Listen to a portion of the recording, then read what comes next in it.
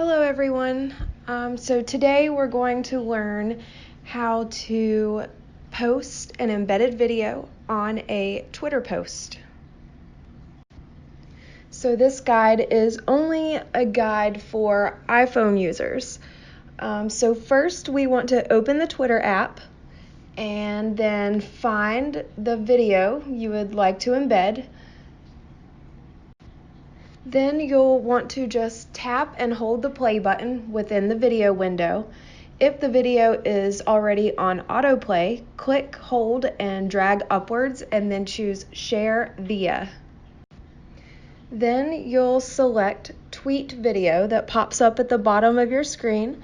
This will give you a specific URL.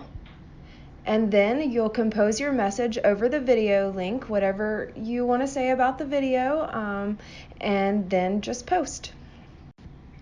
So now you have learned how to post an embedded Twitter video. Let me know if you have any useful tips for using Twitter. Thanks for listening.